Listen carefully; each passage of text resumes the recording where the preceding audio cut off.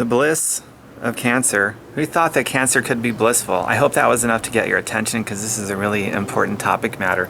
This is my friend Evita Rampart, and she's an amazing, inspiring human being who overcame something that is so freaking incredible. I feel the entire world has to know about it. So that is why I'm making this video, and I hope that you stick around to the end of it because cancer is something that affects all of us, whether you have it directly or you know somebody. All of us at least know somebody that has it or has had it, and you know you're going to get a phone call tomorrow at some point, somebody that you love and care about who has it. So the purpose of this is basically to educate you and to inspire you to start thinking outside of the box that maybe you've been thinking in about how you look at cancer, disease, and how the body responds to different things altogether. And we are not saying anything in this video to undermine your doctor or any healthcare professional. We're just sharing our points of view, and from there you take the information with it. You be a free-thinking human being, and you don't be lazy in learning, and you question the status quo, and ultimately you have to carve your own path. And the way that you talk to people that have, devastating news, you might say something to them that inspires them to carve their own path as a free-thinking human being, and you could save their life or your own. So I cannot say that with enough heart. It's just not possible because this affects everybody in such tragic ways. So, the bliss of cancer. Evita? Hi. I know you were diagnosed with ovarian cancer years ago, and you found a way to beat it without the medical community, just using nature. So I'm just going to open it up right off the bat. Just tell your story. Start from when you first got the diagnosis, what your lifestyle was like back then that caused the disease, and how you started to think differently, what inspired you to be a free-thinking person, and how you ultimately made changes that you were able to heal yourself in a way that kept the cancer from ever coming back again. So just take it away. Mm-hmm. So it all happened in the year 2000. I used to be 183 pounds, and I was diagnosed with ovarian cancer, and I was fat, sick, tired for years before. Ever since I went into grade school, practically, I was a fat girl, and I was addicted to eating toxic foods, especially after when communism collapsed in my home country, in Poland. Eating fast food was like a symbol of freedom, like a symbol of status, that now we earned it, we are free, we can enjoy life. So all of a sudden we'll just order quick fix, pizzas and different inventions that entered our country, and nobody told us that you can actually get sick and obese from this. And then what happened was that very quickly I got addicted, partially also because I was stuck in a very toxic marriage, and every single day I heard that I was stupid and that I was worthless and so on. So I didn't feel good about myself. And when we women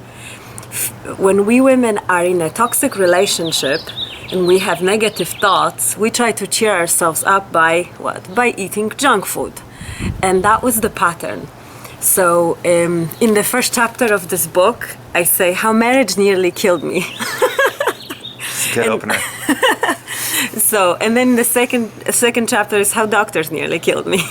Okay, God bless doctors. Unfortunately, they're stuck in a healthcare system that is sick. So how can you perform? How can you help people when the system that is not healthy? Yeah, the system that you work with is not healthy. And what I'm saying is common knowledge. Many medical professionals will admit to this. So. What happened was that I was very, very lucky because ovarian cancer is one of the hardest cancers to diagnose. Western medicine has not been very successful in early diagnosis of ovarian cancer. Usually it gets diagnosed when it's already in the colon, in the hips somewhere, it's like all over the place. Yeah, so women pretty much go for chemo radiation and they die very quickly. And it kills a lot of women. I just heard of one lady in UK who self-diagnosed herself. Can you imagine? On Google, she went to the doctors. She went to the doctors when she was 22 years old. She was 22, She went to the doctors, and she was told that, you have some stomach problems, some digestive disorder. And then she Googled her symptoms, and she realized she had ovarian cancer. And then 2 years later, she died. Okay, so I was very lucky because I was actually first diagnosed by an intuitive healer. I met a lady who was a chiropractor and a very tapped on kind of intuitive healer, and she adjusted my spine, and then she kind of scanned me like a sonar vision. Dolphins have that vision that they see you through, and she said, listen, girl, you have 16 gallbladder stones, you have imbalance of pancreas, you crave sugar twice a day, and if you don't get it, you collapse and you feel sleepy. So this is a pre-diabetic condition. It's called hypoglycemia. I didn't even know what pancreas was then, where my liver was. I had no clue about my health. I didn't even care, because my life all circulated around my husband back then. Mm-hmm. So caring for myself was almost like I would feel guilty to really look after myself. Yeah, I was always number 2 in that relationship. So what happened was that she was the one who sent me to go and get tested.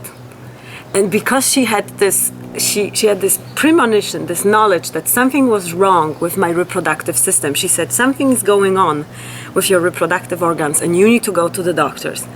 And she told me, you will do a cleanse, you will do a detox, and you will go fasting, and you will be juicing for 3 days, and you will be doing coffee enemas and so on. And I was thinking she was nuts. Okay? I mean, imagine you have a girl who loves pizza, ice cream every day, yes? Who likes her dairy, who likes her ham sandwich, who wakes up with coffee, otherwise she's sleepy the whole day, all right? You have a girl who likes soda and Snicker bars and, whatever, all the good stuff, yeah? And then someone tells her, oh, you're sick, and, you have all this stuff going on, and you're gonna go and go fast for a few days. And I'm like, that plan just sucks. Okay, so that evening that night when I met her, it was actually the eve of the new millennium, 2000. I was at a party in southern Poland, and it was totally unexpected. I was sick for years before, and I just prayed for my life to change. I was like knocking on heaven's door. My life needs to change. I pray for a solution, for a way out. I'm stuck. And I believe that heavens heard my prayer and sent me an angel. I never met that lady ever again.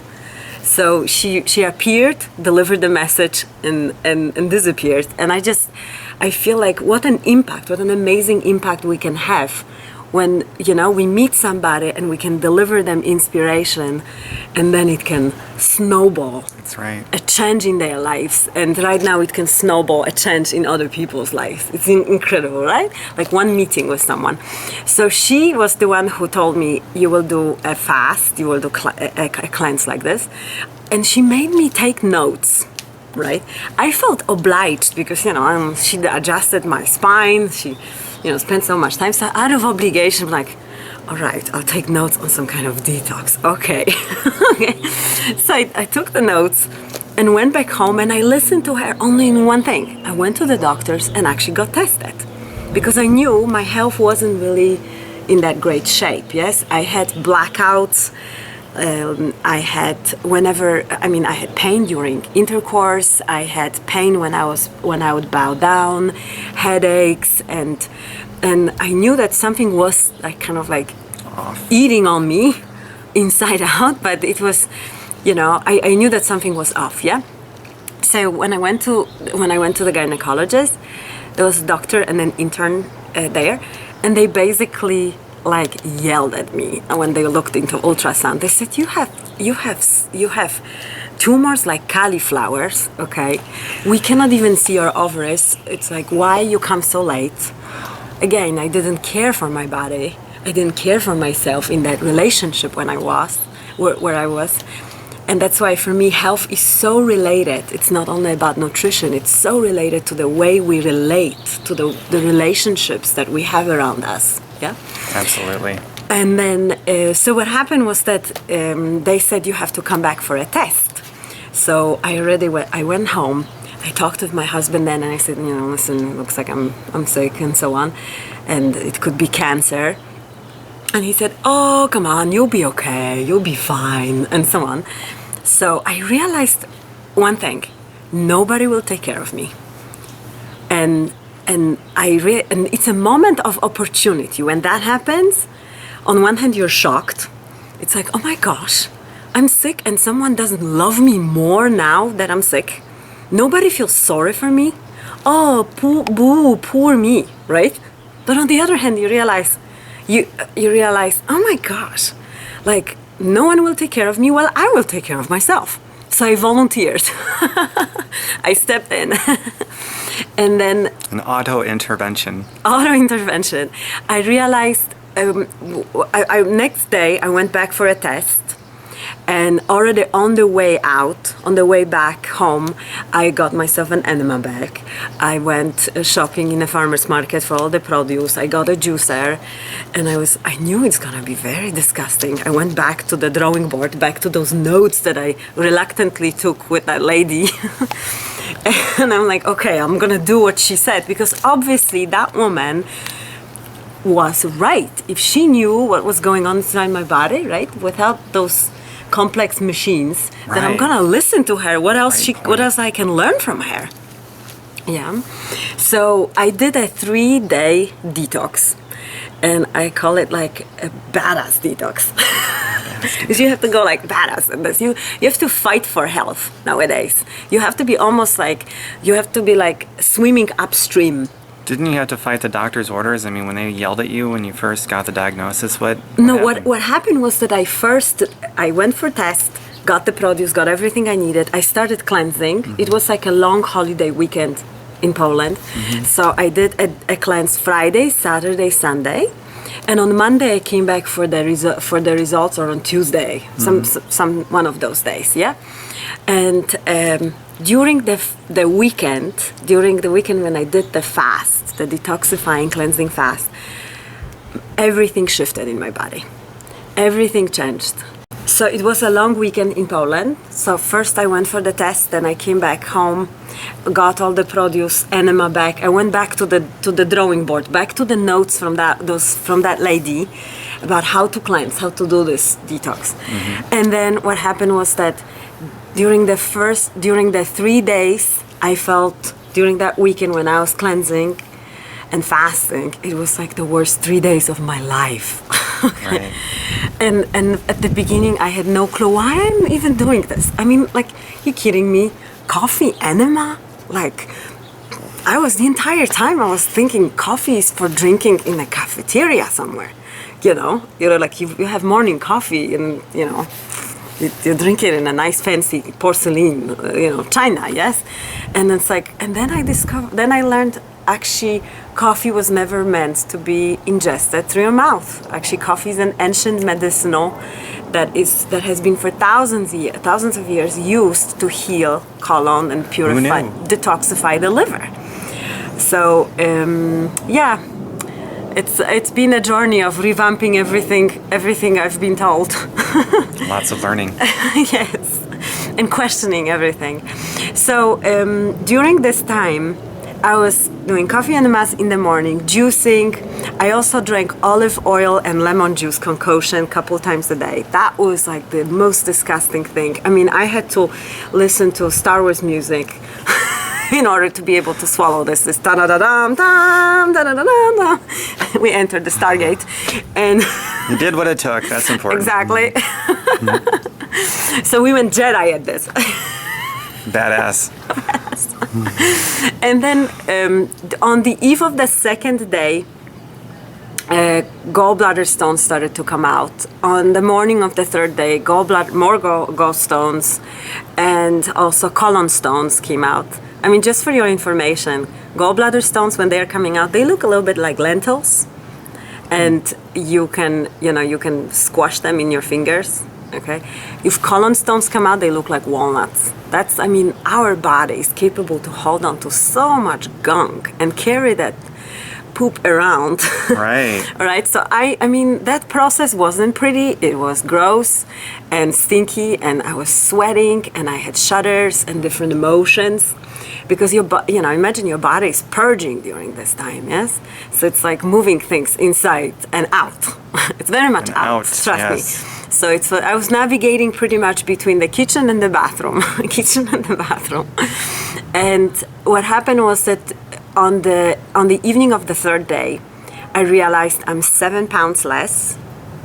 So for the first time in my life, I lost weight. And my goal wasn't weight loss. My goal was get healthy, avoid going to a filthy post-communist hospital with staph infection waiting for me out there. And then what happened was that my skin cleared.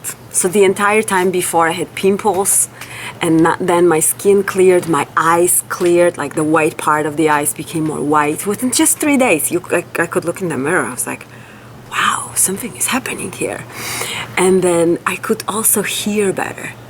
So it's almost like someone pulled out earplugs from my ears. And I could smell better. So I became more sensitive to the environment, more aware of what's going on. And just in general, later on, when I returned to the doctors and they told me the results, I pretty much knew that whatever results they have, it's already irrelevant, because everything shifted so profoundly in my body that all I need to do is continue and allow my body to heal and see what happens. Create that opportunity, not rush to make quick decisions and hasty and without informed consent, without really researching what I'm getting myself into. So my blondie brain and a Polish sense of common sense. Okay. You notice common sense is a disappearing quality nowadays on the planet, isn't it? Let's maintain it. Let's build it back up. Yeah, let's use common sense, people. So my common sense thinking, basically, I dared to ask the doctors a question, yeah? With sad faces, they said, you have cancer, you have to go to the hospital, bring your pajamas and a toothbrush and da-da-da-da. And, with surgery and, if things don't work, there's always stronger measures, chemotherapy, radiation, and so on. I asked the question, do you know the cause of my disease? And they said, well, they laughed. Yes, they said, if we knew the cause of cancer, we would have a Nobel Prize. Ha, ha, ha. And then I said, well, I think it's 2 things, toxic food and toxic thinking. So I decided to quit both. I mean, both, right? Not just one or the other, both. And then I said to them, I would like to slow down and heal and cleanse. And I told them what I've been doing, and it was almost like a follower of Hare Krishna trying to convert a Jehovah's Witness. Okay, we were just not talking the same books together.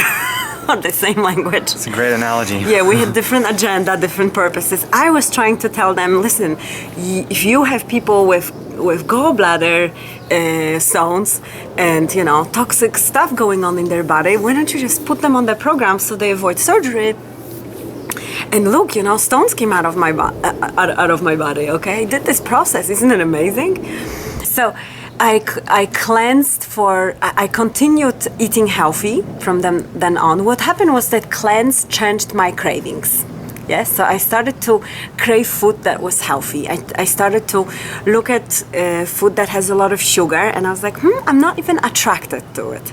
Yeah, so I wasn't. My cravings towards fast food were gone, and I started to eat lots of foods that were alive, that were full of nutrients and vitamins. And then what happened was that within 4 months, I lost 83 pounds, and I also lost the cancer. Yeah, so. What did the doctors say? They weren't very happy. They weren't happy that you cured yourself of cancer? And well, basically, I don't think that the Western model of medicine has space for a patient to heal. Like for a party, like, yay, you got healthy. How awesome. That's what I mean by how can we not question the status quo if the medical community doesn't make room for a patient healing naturally without medical care? I mean, that's a pretty pivotal thing to question, isn't it? Yeah. Just if you want to be more of a person and less of a hospital patient. And what I mean by that is a free-thinking person that's really interested in self-preservation. Yeah. I don't know, but is there anything else you want to add to this segment of our conversation? Yeah, just the biggest thing was that I had to truly examine not only my nutrition. I mean, I had to clear the kitchen, just like go through every single cupboard, fridge, and read the labels. Oh, sugar is in the ketchup. Okay, so I made a big package for the homeless people, and they were grateful, and I was grateful to give it away also. And I stuffed my kitchen with everything that was alive and healthy. So whenever I craved something, I would open the fridge, open the cupboards, and I knew that I'm grabbing something that's nourishing me. And I focused on health. I didn't focus on disease. I didn't focus on the tumors. I focused on purifying my blood. I focused on strengthening my kidneys, strengthening my liver, strengthening my colon, and breathing and enjoying life. And I focused on clarifying relationships. Yes. Okay. A big thing you said was, well, first of all, I know a lot of people that when they get sick, whether it be cancer or something else, they got so much stress, and a lot of it comes from, if not all of it, relationships, bad ones with people. And some of these people that I know, especially women in general, they'll start to put the good foods into their body and they'll focus on the nutritional aspect of it, but then they, it's like I tell quite a few of my female friends that missing link, I just have a strong gut feeling, is all the stress that you feel. You got to find a way to just annihilate the stress. If it's detoxing your relationships, and yes, then maybe that's it. Maybe that's the thing. So it's like it has to be both your state of mind as well as the stuff you put in your mouth. That's part of the holistic mind, body, and spirit. That's holistic, isn't it? Yeah. Totally. I keep meeting a lot of people who have a super healthy, raw vegan nutrition, and they spend a lot of money on food and spend a lot of time in the kitchen, and yet they are not vibrantly healthy. Why? Because they've not forgiven. They hold grudge. They went through some kind of a trauma, and they are still in a relationship with somebody in their mind, even though they quit that relationship a long time ago. Yeah, that right? too. So it's almost like you're in a relationship with a ghost. Yeah. So number one thing I would say, look at what brings you joy. What relationship empowers you? What relationship grows you, gives you more freedom, gives you more happiness? Where what you give is really received. Where what you give is appreciated and welcomed. And choose those kind of relationships. Surround yourself with relationships like that. Relationships that bring you health and vibrant lifestyle, vibrant joy of life. And vote with feet where it doesn't work. Just say adios, bless you. And in the same time, when you leave, radically forgive, so you don't have to go back and say, I'm still angry with that person, or I have bad memories about it, and so on. What if everything that happened to you happened actually for you? What if you can use everything to grow yourself? I'm really glad we focused on that, because the relationships and how you feel and your state of mind is not just something to consider. It's actually pivotal. In my opinion, it's like, forget getting healthy truly if you're only going to focus on nutrition and not your mind. You have to focus on both of them, your mind and your body, biologically and mentally, right? Yeah, absolutely. Yeah. And so, nutrition on its own itself is kind of boring. The fun happens when you're with people that you can enjoy it with. Yeah. You're walking, living, breathing proof in what you've overcome. The proof is in the pudding, so they say. Absolutely. So is there a place online or whatever that people can go to that's watching this that they can visit to learn more about what you're talking about? Yes, I actually have a free ebook. It is called Badass Detox. Hold on a second. So she has the Bliss of Cancer, and she's also got Badass Detox reference to. And it's all inspired by Evita Peron, who we know was like a revolutionary in Argentina. That's pretty awesome. Yes. So treat this as though you paid $1 million for it. I know free is like, oh, free, but be enlightened about free. Be very enlightened about it. So if you go to badassdetox.org, you can join the movement and cleanse and read the book and also, a very big part of this movement is that I call upon you and your friends and everyone else who would like to join this badass movement. Basically, boycott toxic food. Boycott toxic food. And the end. No more dollar, no more penny, no more pound. The end. Don't give them any money. Not for killing your children, not for making you sick. We don't pay for it. No more. And we are able to create a powerful movement. Why? Because the corporations, they listen to only one message: profit, money. They don't listen to petitions. They don't listen to lawsuits very much. They have it all built into the operating costs. They have legal departments to defend themselves. While they are destroying the earth, they are destroying health of families. And for your own sake and for the sake of the planet, just boycott toxic food. I'd like to add something to that that's incredibly important. I don't believe that corporations just make you sick because they do it for the profits. They do it because that's where the money is, because that's where we have put the money. Exactly, we buy and that's it. exactly what she's saying. So we are actually killing ourselves. The corporations are just reflecting. They're supplying what we demand with how we vote with our dollars, not petitions and what we say and things like that. So if we want to cause a revolution for all financial classes, poor people, rich people, middle class, and we always say how the poor have limited choices, well, that's all on us and how we vote with our money. Imagine if we stopped giving the corporations that are hurting people any money. They will change. Some will go out of business. The landscape will change, and it'll be a landscape that is benefiting everybody, no matter if they have any money or a lot of money. It won't even matter. So it really starts with how we vote with our daily dollars, because they're in it to make money. Everybody wants to make money, even you. Otherwise, you can't pay your bills or feed your family. So why not reward companies by giving them your dollars who are profiting at generating health and freedom and wellness and things like that. Profit isn't a bad word unless you're profiting to make the planet sick. Absolutely. If you're profiting to heal the planet and you are rewarding companies that are profiting to heal the planet, then profiting just becomes this amazing mechanism that can be used to heal the planet. So it's not profiting that is bad. It's how we are profiting and the companies that we choose to reward by giving them our dollars. We got to change that, and that's how we change everything. Yeah, and it all begins with you, with how you reclaim your own health, your own. I say to people, reclaim your body, reclaim your life, reclaim the planet. Reclaim your mind. I think it starts with the freedom of the mind first. After freedom of the mind, everything. Yeah. So don't blindly follow us. We just hope that we cause you to start thinking differently, and we start to inspire you to ask questions, and you go out and start doing some of your own searches and poking around and just developing an awesome free-thinking brain and save somebody's life, maybe your own, maybe somebody you love and care about, and affect the planet positively. Anything else before we wrap this up? Yeah, I'd like to invite you to a project that I'm just launching.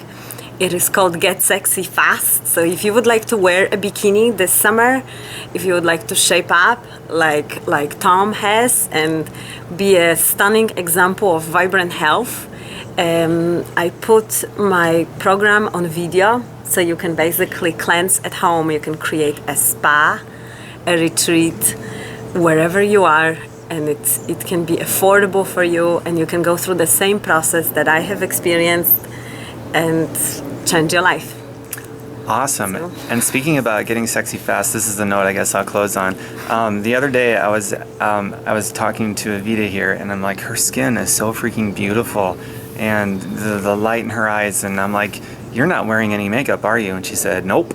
I don't know if she is right now, but her skin is like unbelievable, and it goes to her internal health. And I'm telling you, I've talked to a lot of women that, they got on the stuff that I'm doing or that she's doing, or just an overall lifestyle change, and they put good stuff in their bodies and remove the junk, and suddenly women need all this less makeup. I hear about it all the time because it's less cover up. It's just, they just don't need makeup, or they wear little or they wear none. It's pretty cool stuff. Yeah. And that's just, maybe a superficial aspect, but the deeper meaning behind that is, imagine, your internal organs and how healthier they are and how much better they're functioning, and just how much better you shine you from feel. inside out. Absolutely. It's good stuff. Yeah, and it's like, I feel, if I can share with women here, there's nothing more empowering to a female to know that she's fully in control of her beauty, that she can rejuvenate, and she knows how to be healthy. She knows how to maintain the health of her family, and yes, it's the more you're in charge of your body, the more you know you own it in every sense of the word. It's your avatar on this planet. It's your temple, the temple of your being, the temple of your spirit. The more you enjoy your embodiment, the more confident you are. You use this energy in business. You're basically fully present. And it's so fun. And of course, you need less and less stuff. Just like you need less makeup, you need less of the fashion gadgets, you need less of anything from outside world to kind of fill the void. No, that's a great way to put it. I shop in thrift stores. Yeah, I mean, she does. I love it. We swap clothes all the time, and I think we women need to kind of re-examine our decisions, our shopping decisions when it comes to food, also when it comes to fashion, because it's time for us to end it's time for us to basically regard women who are slaving in different factories in Asia, in South America, in fashion industry, regard them as our sisters, and basically not support that industry. GetSexyFast.com and BadassDetox.org. Yes. And if you're curious about me, FireYourBoss.xyz, not .com, FireYourBoss.xyz. Thank you so much. Thank you.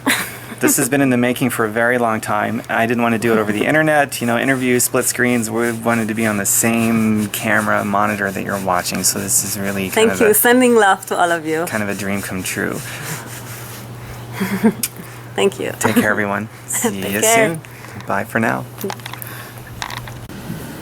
I'm back home now. By the way, stick around for just another minute of this video. I'm going to show you some pictures that are pretty cool. One of them of baby Noah, the baby that was really never supposed to be. Evita had baby Noah after she healed herself. And you can understand the significance of the type of cancer that she had, ovarian cancer, where the doctors wanted to just yank all of her female parts out, and you understand. Stick around. It's really precious.